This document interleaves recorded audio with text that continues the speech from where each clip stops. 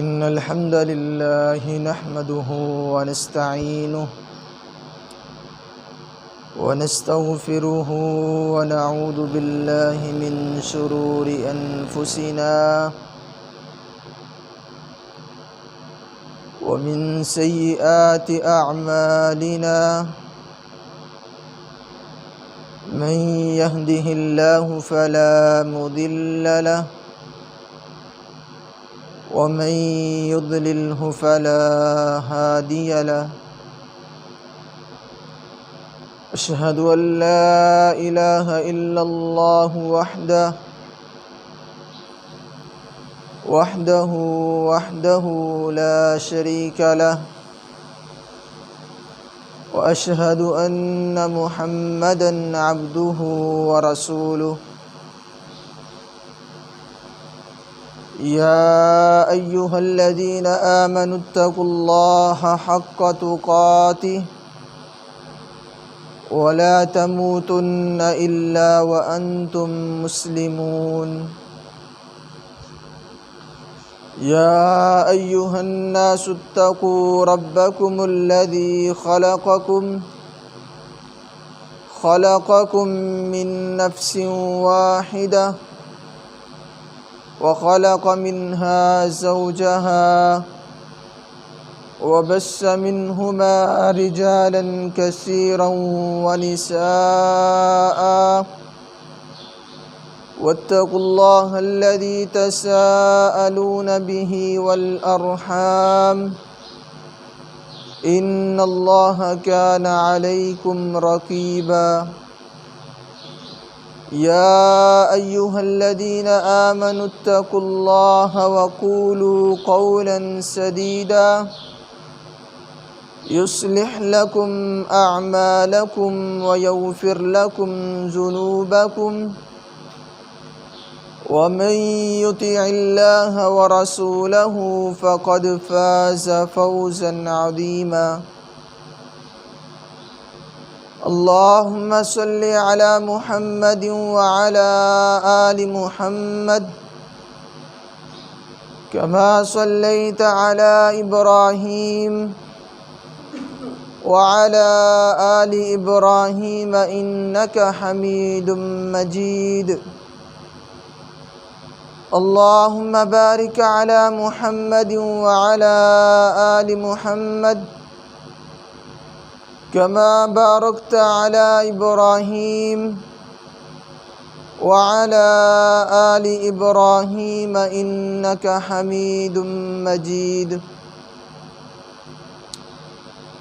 أما بعد فإن خير الحديث كتاب الله وخير الهدي هدي محمد صلى الله عليه وآله وسلم وشر الأمور محدثاتها وكل محدثة بدعة وكل بدعة ضلالة وكل ضلالة في النار قال الله تبارك وتعالى أو يوبقهن بما كسبوا ويعفو عن كثير محترم قابل احترام قابل عزت سامعین مکرم، اللہ رب العزت کا جتنا بھی شکریہ ادا کیا جائے، جس قدر بھی اللہ تعالیٰ کی عبادت کی جائے اتنی ہی کم ہے، کہ جس مالک نے ہمیں پیدا فرمایا، ہماری تخلیق کا بندوبست بنایا، اور اس کے پیدا کرنے کے بعد ہمیں لاچار اور بے یار و مددگار نہیں چھوڑا، بلکہ ہماری رشد و ہدایت کے لیے، ہماری ہدایت و نور کے لیے اللہ رب العزت نے 1,24,000 پیغمبر اور نبیوں کو مبعوث کیا،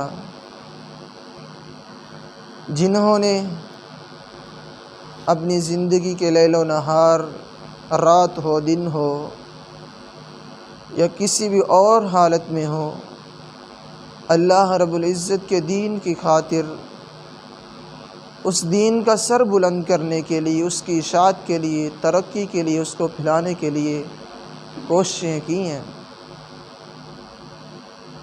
اور آخر میں جناب محمد الرسول اللہ صلی اللہ علیہ وسلم کو بھیجا، جنہوں نے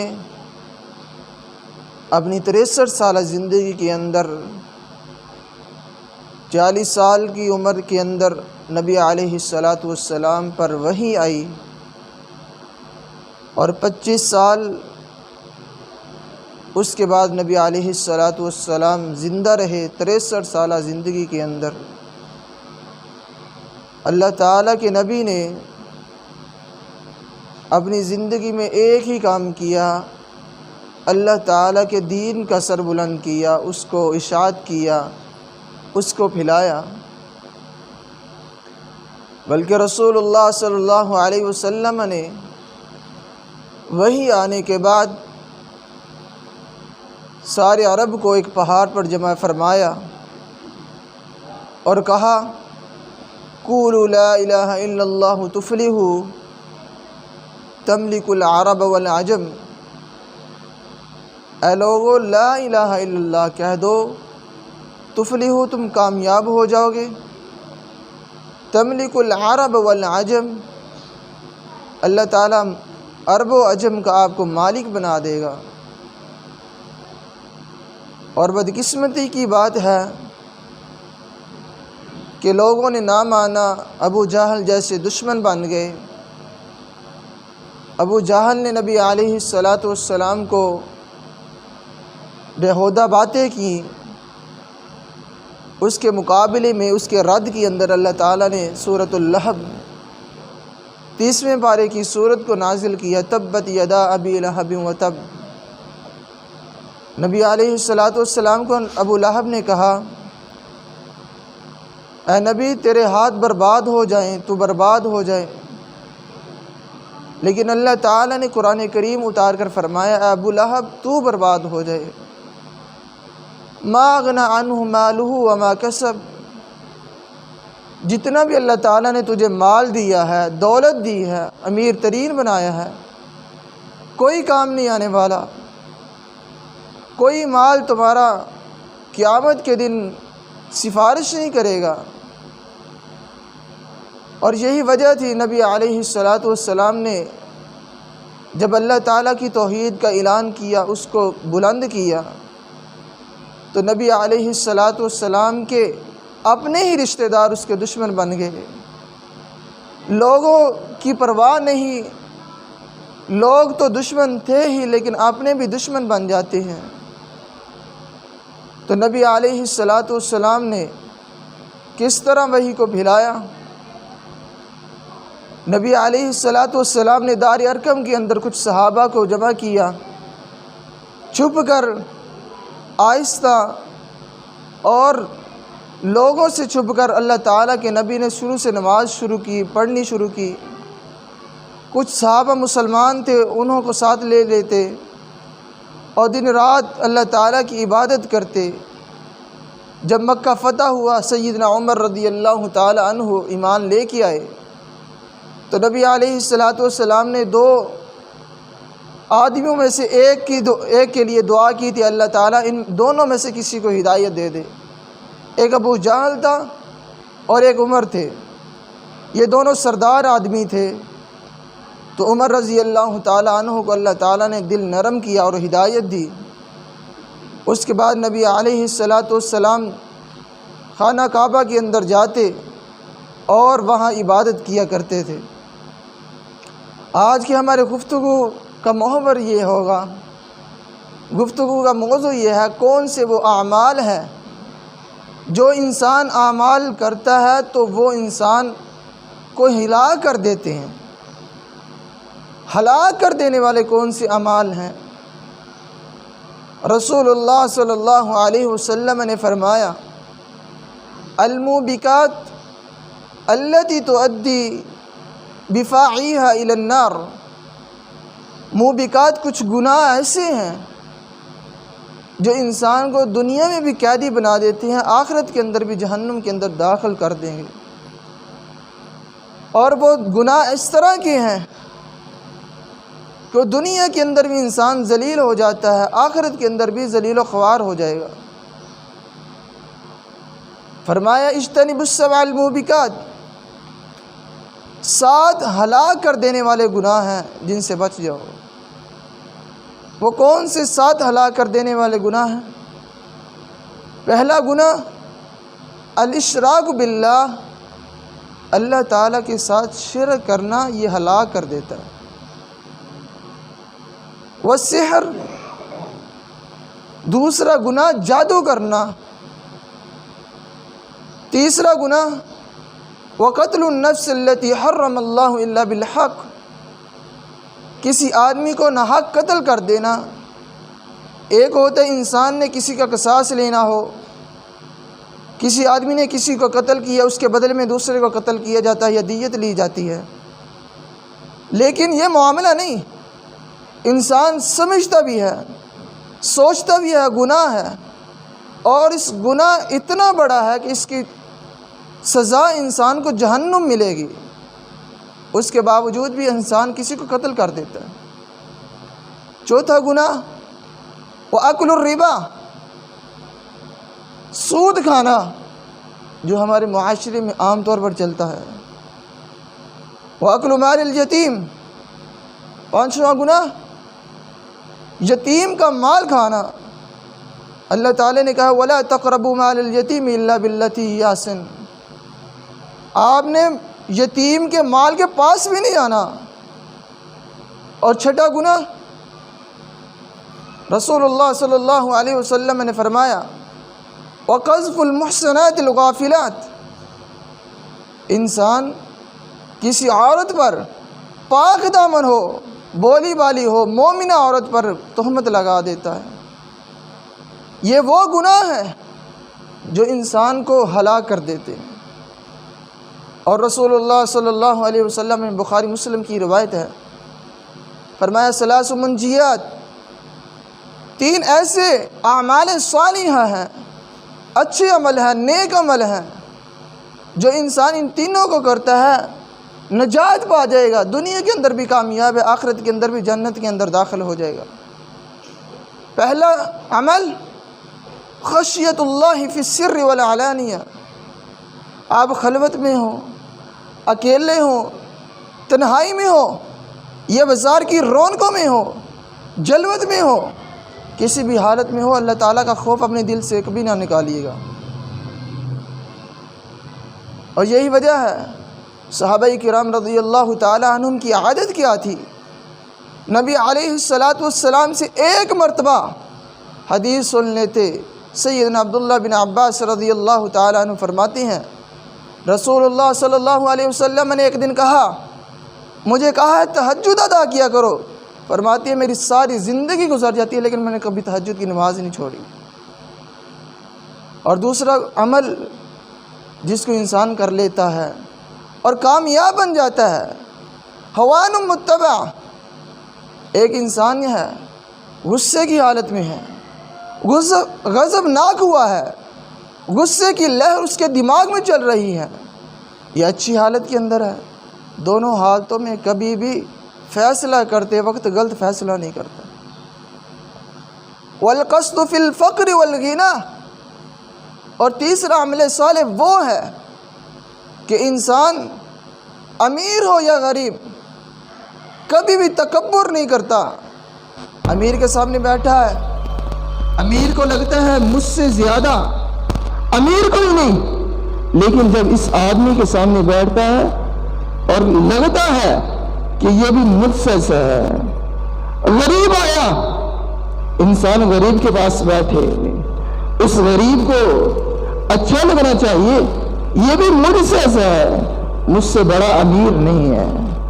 اعتبار رکھنا، نہ اس میں کم ظرفی سے مال خرچ کرنا کہ دیواروں پر لگا دیا جائے، نہ اتنا کنجوس بن جانا کہ کسی کو مال دینا ہی نہیں۔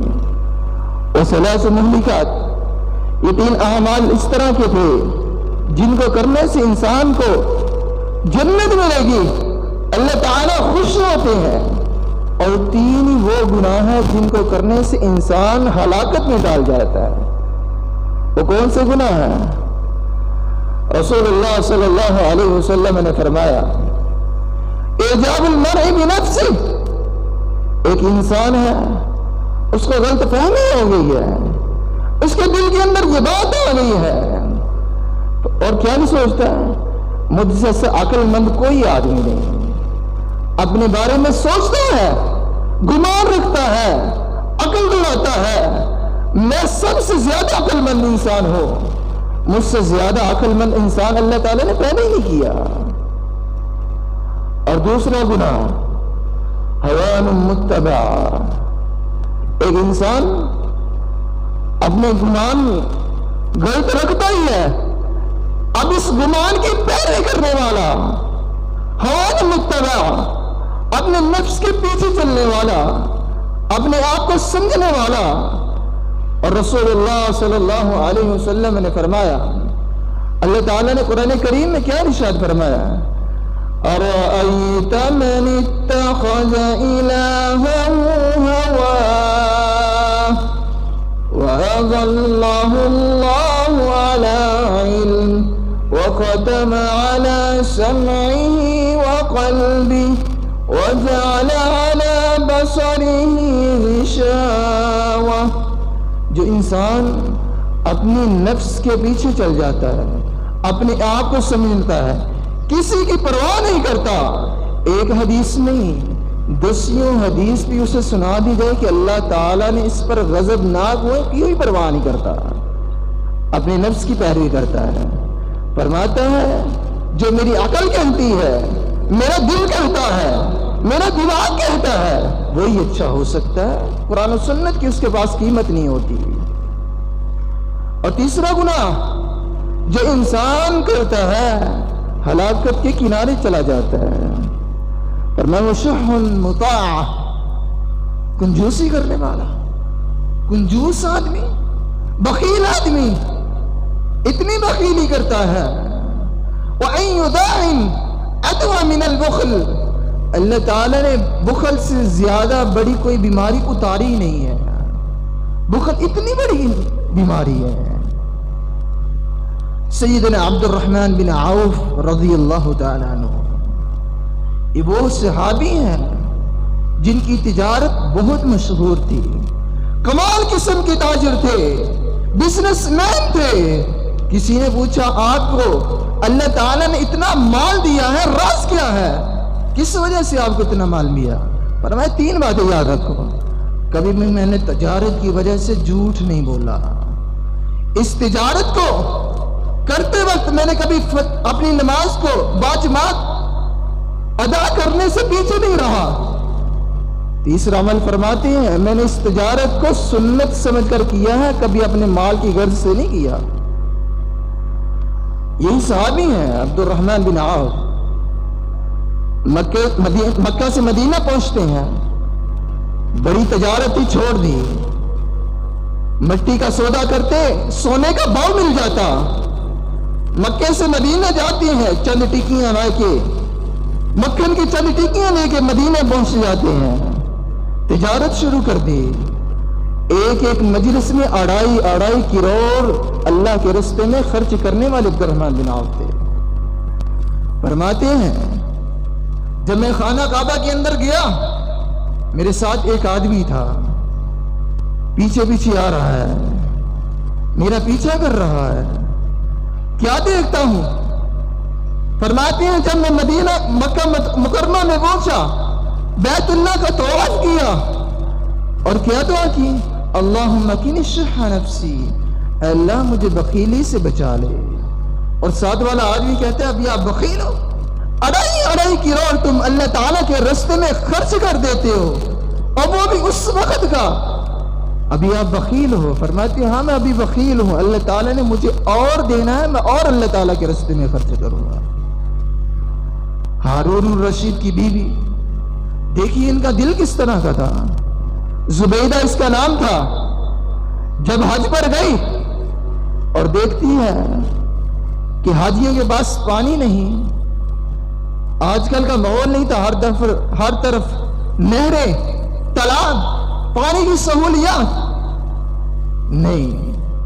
جب حج کرنے گئی اور دیکھتی ہیں حاجیوں کے پاس پانی نہیں ہوتا، اس نے فوراً آرڈر جاری کیا، حاجیوں کو پانی میسر آنا چاہیے، نہر بنوائی جائے، اس نہر کے ذریعے حاجیوں تک پانی پہنچنا چاہیے. جب مزدور گئے انہوں نے کہا یہ پتھریلا علاقہ ہے، یہاں کوئی بھی نہر نہیں بن سکتی، زمین کو کوریدا نہیں جا سکتا. فرماتی ہیں اگر ایک پتھر توڑنے پر، ایک ضرب لگانے پر 1 دینار بھی خرچ آیا میں پھر بھی دوں گی. نہر زبیدہ بنائی گئی. اس نہر کا نام زبیدہ رکھا گیا کیونکہ بنوانے والی زبیدہ تھی. فرماتی ہیں جب زبیدہ نے نہر زبیدہ بنوائی، دجلہ کے کنارے پر کھڑی تھی. جب لوگ مزدور آئے، باری برکم انہوں نے حسابات کو لیا ہوا، ہاتھ میں تھما دیا، یہ زبیدہ آپ کا حساب ہے. اسی وقت حساب کو بارہ پھینکا اور کہنے لگی اے اللہ، یہ حساب و کتاب میں بغیر پڑھنے لکھنے کے پیمنٹ عطا کر رہی ہوں، اللہ تعالیٰ مجھے بھی بغیر حساب و کتاب جنت عطا کر دینا. یہ وہ لوگ تھے جنہوں نے ہلاکت کے کنارے کو چھوڑ کر جنت کا رستہ اختیار کر لیا. اور رسول اللہ صلی اللہ علیہ وسلم نے فرمایا اجتنبوا السبع الموبقات، 7 ہلاک کر دینے والے گناہوں سے بچ جائیں. الاشراک باللہ، پہلا گناہ اللہ تعالیٰ کے ساتھ شرک کرنا. اللہ تعالیٰ نے نوشتہ ہدایت قرآن کریم میں ارشاد فرمایا ہے ان اللہ لا یغفر ان یشرک بہ ویغفر ما دون ذلک لمن یشاء ومن یشرک باللہ فقد ضل ضلالا بعیدا. یاد رکھیے کبھی بھی اللہ تعالیٰ مرنے کے بعد شرک کبھی معاف نہیں کریں گے. مشرک آدمی زندگی کے اندر توبہ کر لے، قبول ہو سکتی ہے، نجات مل سکتی ہے، لیکن مرنے کے بعد کوئی توبہ نہیں. لا یغفر ان یشرک بہ، شرک کسی بھی حالت میں معاف نہیں ہوگا. ومن یشرک باللہ، اور جو اللہ تعالیٰ کے ساتھ شرک کرے گا فقد ضل ضلالا بعیدا. اگر آپ پڑھے لکھے ہو، گرامر کو سمجھتے ہو، قد تحقیق کے لیے، ضل فعل، ضلالا تاکید، بعیدا اس کی صفت کے تاکید کی ہے. ضل ضلالا بعیدا، دور والی گمراہی میں پھینک دوں گا. اور یہی وجہ ہے رسول اللہ صلی اللہ علیہ وسلم نے فرمایا ان من اکبر الکبائر الاشراک باللہ. اللہ تعالیٰ نے کہ ہاں سب سے بڑا گناہ، ایک کبیرہ گناہ، ایک صغیرہ گناہ، ایک کبیرہ گناہ سے بھی بڑا گناہ، اکبر الکبائر الاشراک باللہ، اللہ تعالیٰ کے ساتھ شرک کرنا ہے. ابغض الاعمال الی اللہ الشرک باللہ. سب سے زیادہ جس پر اللہ تعالیٰ کو غصہ آتا ہے، غضبناک ہوتے ہیں، کون سا گناہ ہے؟ وہ شرک کرنا ہے. اور شرک کسی بھی حالت میں معاف نہیں ہو سکتا. اللہ تعالیٰ ہمیں شرک سے محفوظ فرمائے. اور مشرک آدمی کی اللہ تعالیٰ کی طرف سے عقل کام نہیں کرتی، کہتا ہے اللہ تعالیٰ کی عبادت تو کرتا ہوں، اور کس کی کرتا ہوں؟ اللہ تعالیٰ کے سامنے نظر و نیاز پیش کرتا ہوں، اور کس کے سامنے کرتا ہوں؟ داڑھی رکھی ہوئی ہے، نماز پڑھتا ہوں. مشرک میں بھی یاد رکھیے رسول اللہ صلی اللہ علیہ وسلم کے دور کے کافروں نے بھی داڑھیاں رکھی ہوئی تھی. ابو جہل تھا، داڑھی رکھی ہوئی تھی، لیکن کس لیے؟ سنت سمجھ کے نہیں رکھی تھی، کسی اور کے لیے. کہتے تھے لات منات عزا ہمارے رب ہیں. منات یہ اللہ تعالیٰ کے نام میں سے نام نکلا ہے منان، اللہ تعالیٰ کا نام ہے، کہتے ہیں منان ہمارے معبود کا نام ہی منان ہے۔ عزہ عزیز سے ہے، عزیز اللہ تعالیٰ کا نام ہے، کہتے ہیں ہمارے خدا کا نام عزہ ہے، وہ بھی عزیز ہے، وہ بھی معبود ہے۔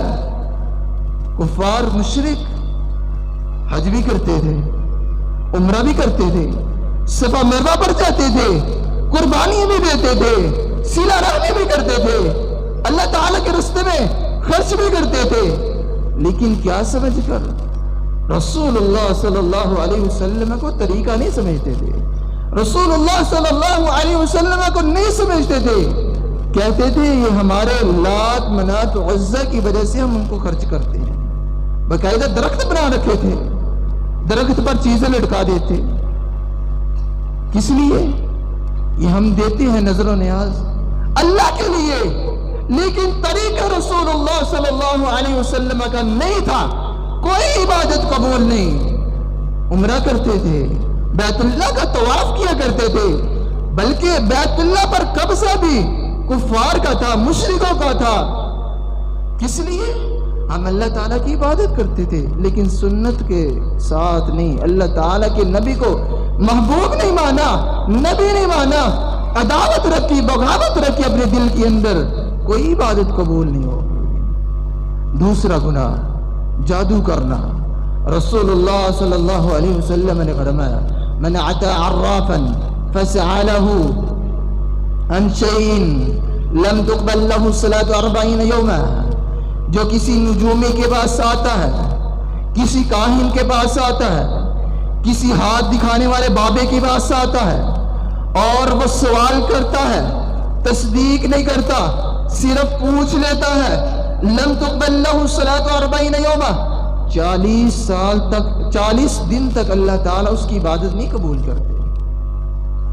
اگر تصدیق کر لے تو دین سے خارج ہو جاتا ہے، دین پر رہتا ہی نہیں ہے۔ تیسرا عمل وہ گناہ جس کو انسان کرنے سے جہنم میں چلا جاتا ہے، وقتل النفس التي حرم اللہ الا بالحق، کسی کو نہ حق قتل کر دینا، سمجھتا ہے، سوچتا ہے، دیکھتا ہے، لیکن اس کے باوجود بھی قتل کر دیتا ہے۔ فرمایا لو اجتمعوا اہل السماء واہل الارض فی دم واحد، اگر ساتوں آسمان اور ساتوں زمین کے لوگ، تمام کی تمام مخلوقات کسی ایک آدمی کو قتل کر دیں، ایک آدمی کو قتل کرنے میں شریک ہو جائیں، لَعَقَبَّهُمُ اللَّهُ فِي النَّارِ، 14 کے 14 طبق بھی اللہ تعالیٰ جہنم میں گرا دیں گے۔ کس وجہ سے؟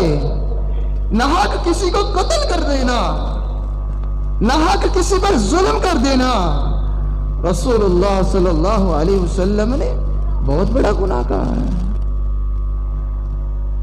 چوتھا گناہ وَأَكْلُ مَالِ الْيَتِيمِ، یتیم کا مال کھا لینا۔ فرمایا وَلَا تَقْرَبُوا مَالَ الْيَتِيمِ إِلَّا بِالَّتِي هِيَ أَحْسَنُ، اگر آپ مال کھائیں گے یتیم کا ہلاکت ہو جائے گی، مال یتیم کا ہو آپ نے قریب بھی نہیں جانا، إِلَّا بِالَّتِي هِيَ أَحْسَنُ۔ آپ دیکھتے ہیں ابھی یہ چھوٹا ہے، آپ اس کے مال کو لیتے ہیں، تجارت کرتے ہیں، نفع کرتے ہیں، مال کو زیادہ کرتے ہیں، یتیم کے مال کو زیادہ کرتے ہیں، اس طریقے سے یتیم کے مال کو ہاتھ لگانا جائز ہے۔ اگر آپ اس کے مال پر غلط نظر رکھتے ہیں، اس کو خرچ کرنا چاہتے ہیں، آپ چاہتے ہیں کہ اس کے مال کو میں لے لوں، زمین میری ہے، یتیم کی نہیں، یتیم کا کوئی والی وارث نہیں ہے، آپ کی غلط فہمی ہے۔ آج دنیا کے اندر ایک برس کسی کی زمین پر قبضہ کیا، اللہ تعالیٰ فرمائیں گے قیامت کے دن ہوگا، یہ ساتوں آسمان اور ساتوں زمینیں اس آدمی کے گردن میں لٹکائی جائیں گی، گھمایا جائے گا، میدان محشر کے اندر چکر لگوائے جائیں گے، لیکن انسان ایسا کر نہیں سکے گا اور جہنم کے اندر چلا جائے گا۔ وَأَكْلُ الرِّبَا، چوتھا گناہ سود کھانا۔ آج ہم سود کو کچھ سمجھتے ہی نہیں ہیں، سود سمجھتے نہیں ہیں، یتیم کا مال سمجھتے نہیں ہیں۔ یاد رکھیے انسان کے اندر یتیم وہ انسان ہوتا ہے جو بچہ بھی بالغ نہ ہو اس کا والد فوت ہو جائے۔ حیوانوں کے اندر یتیم وہ ہوتا ہے جو انسان من فقد امہ، جس کی ماں اس کے بالغ ہونے سے پہلے فوت ہو جائے۔ پرندوں کے اندر یتیم وہ ہوتا ہے جس کے والدین دونوں بالغ ہونے سے پہلے فوت ہو جائیں۔ سود کھانا، رسول اللہ صلی اللہ علیہ وسلم نے فرمایا جو 1 دینار کھاتا ہے، 1 دینار کھانا اتیان الرجل یمنہ، اس طرح کا گناہ ہے۔ سود کے 72 درجے ہیں، 72 قسمیں ہیں۔ سب سے کمی والی قسم یہ ہے کہ انسان 1 دینار کھائے، اتنا گناہ ہے۔ جس طرح ہم بستری کے لیے اس نے ماں کو پسند کیا، اپنی ماں سے اس نے ہم بستری کی، اتنا بڑا گناہ ہے سود کھانا۔ اور فرمایا جو بندہ سود کھا کے اور سود کو جمع کر کے مالدار ہو جاتا ہے، لیکن یاد رکھیے اس کی آخر انجام والی ہوتی ہے۔ مرتے وقت اس کو کلمہ نصیب نہیں ہوگا، مرتے وقت اس کو اچھی موت نہیں آئے گی، مرے گا موت کے، لیکن کافر ہو جائے گا، کسی اور طرح موت آ جائے گی۔ کبھی بھی مسلمان کو موت نہیں آئے گی، لیکن سود کھانا والا ہو، سودی کو کبھی موت آئے گی تو کافر کی حالت میں ہوگا، مشرک ہوگا، کسی اور گناہ میں ملوث ہوگا، گناہ کرتے کرتے اس کو موت آ جائے گی۔ اور 5واں گناہ فرمایا وَقَذْفُ الْمُحْسَنَاتِ الْغَافِلَاتِ، کسی نیک صالح اور بھولی بالی عورتوں پر تہمت لگانا، الزام لگانا، الزام تراشی کرنا، بہتان بازی کرنا، کسی کے سامنے اپنا آپ دکھانا کہ میں اس طرح کر سکتا ہوں۔ ان الذين يرمون المحصنات الغافلات المؤمنات لعنوا في الدنيا والآخرة ولهم عذاب عظيم۔ وہ لوگ یرمون المحصنات الغافلات جو کسی پاک دامن بولی والی عورت پر تہمت لگاتے ہیں، لعنوا فی الدنیا والآخرہ، اللہ اور اس کے رسول کی لعنت کے مستحق بن جاتے ہیں۔ اللہ اور اس کے رسول کی لعنت اس پر برستی رہتی ہے۔ وَلَهُمْ عَذَابٌ عَظِيمٌ، قیامت کا دن ہوگا، جزا و سزا کا دن ہے، اسے جہنم عطا کی جائے گی، جہنم کے اندر چلا جائے گا۔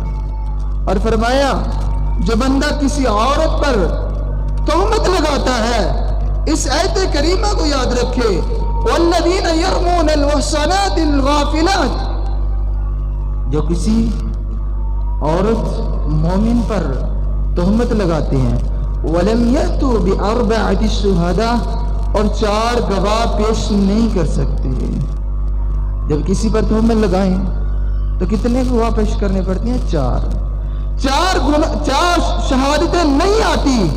وَلَمْ يَأْتُوا بِأَرْبَعَةِ شُهَدَاءَ فَاجْلِدُوهُمْ 80 جلدہ، اس تہمت لگانے والے کو 80 کوڑے لگائے جائیں۔ 80 کوڑے، کتنے کوڑے؟ 80۔ 4 شہادتیں پیش نہیں کی، کسی عورت کے بارے میں زبان درازی کی ہے، 4 شہادتیں نہیں لایا، اسے 80 کوڑے لائے جائیں۔ اور اس کے بعد وَلَمْ تُقْبَلْ لَهُ شَهَادَةً أَبَدًا، اس کے بعد کبھی بھی اس کی گواہی، اس کی بات پر اعتماد نہیں کیا جائے گا، اس کی بات کو کبھی سچ نہیں سمجھا جائے گا۔ ساری زندگی بیت جائے گی، سچ بھی بولے گا، لوگ سچ نہیں سمجھیں گے، جھوٹ سمجھیں گے۔ اللہ تعالی ہم ان گناہوں سے محفوظ فرمائے، اللہ تعالی ہمیں اس طرح کے عمل کرنے کی توفیق عطا فرمائے جن سے وہ راضی ہو جائے۔ آج کے خطبہ جمعۃ المبارک کے اندر ہم نے اس طرح کے گناہوں کا تذکرہ کیا ہے۔ دوبارہ کرنا چاہتا ہوں، رسول اللہ صلی اللہ علیہ وسلم نے فرمایا 3 ہلاک کرنے والے گناہوں سے بچ جاؤ۔ اعجاب المرء بنفسی، کبھی اپنے آپ کے اندر گمان نہ کرو میرے جیسا کوئی نہیں۔ حوان متبع، اپنے نفس کی پیروی نہ کرو۔ شح مطاع، کبھی کنجوسی نہ کرو۔ الاشراک باللہ، اللہ کے ساتھ شرک نہ کرو۔ سحر، جادو نہ کرو۔ وقتل النفس التي حرم اللہ الا بالحق، کبھی کسی جان کو قتل نہ کرو۔ واکل الربا، سود نہ کھاؤ۔ واکل المال الیتیم، کبھی یتیم کے مال کے پاس نہیں جانا۔ اور فرمایا وقذف المحصنات الغافلات، کبھی بھی کسی عورت پر تہمت نہیں لگانی چاہیے۔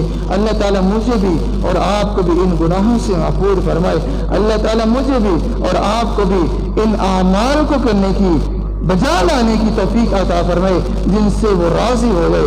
اللہ تعالیٰ مجھے بھی اور آپ کو بھی زندہ رکھے، اسلام پر خاتمہ بالایمان فرمائے۔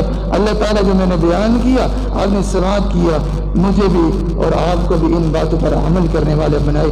اقول قولی ھذا استغفر اللہ لی ولکم ولسائر المسلمین۔ سبحان ربک رب العزة عما یصفون وسلام علی المرسلین والحمد للہ رب العالمین۔